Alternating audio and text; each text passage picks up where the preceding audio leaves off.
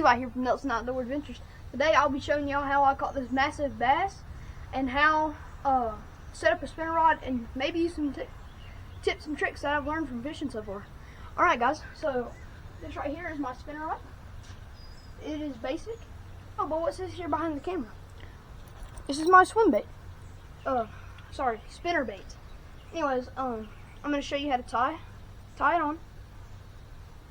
So, what you want to do is you want to take your line, put it up there, get it around in the thing. You want to twist it about 10 times. 1, 2, 3, 4, 5, 6, 7, 8, 9, 10, or whatever, however you do it. This is just a suggestion. It's not something you have to do. Okay, and now you want to hold it with something. Push that first loop through, pull it down a little, and you want to take this the tail of your line and you want to put it through the other loop, and you want to pull tight down towards the bait, and you want to cut off the access. So however you want, anyways. So that's tied on there now. It's not coming off unless you get it hooked on something, caught underwater. You know how that happens. Anyways, I'm gonna show you the bait I used to catch my massive bass, and I'm gonna give you a tour around my tackle box. Okay. So this is what I caught my massive bass on. It was a Zoom watermelon seed U-tail. I really like this bait. I mean, it's really good. I mean, yeah, I caught a big old bass on it, so why wouldn't I like it? In the bottom half, I have a bunch of worms. So, like I've shown you the watermelon seed. I also have the power worm. I have not caught. Well, yes, I've caught something on this. I can't remember what. I haven't caught anything. Well, I had a monster rip off my entire worm, and all that was left was the head of it. So, yeah. Then we have my box. This is small fishing lures, so like river fishing, and yeah, I really like these because I've caught several bass on them. I expected to catch like bluegill and stuff like that, but these are pretty good for bass as well, honestly. Just good action, twitching, whatever you want to do.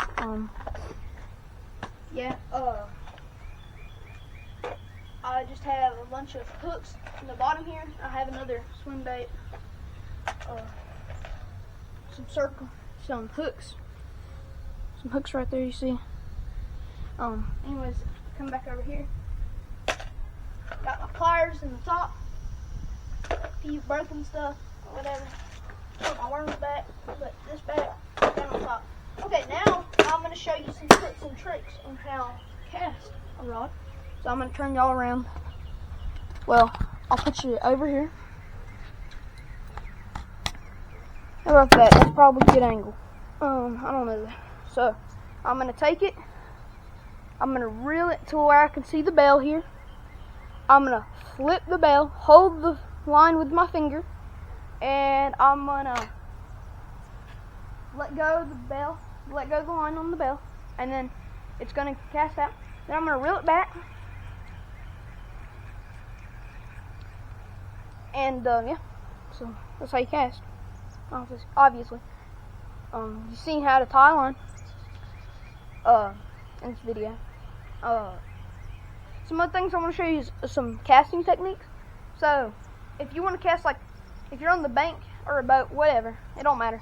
If you want to cast really far, take it, hold it, get enough line out there where you can kind of swerve it around like this, and when it's at the perfect point at the bottom, a little to the left, you take it and throw it sideways like that. It'll let you cast really far, depending on how much line you have and the weight of your bait.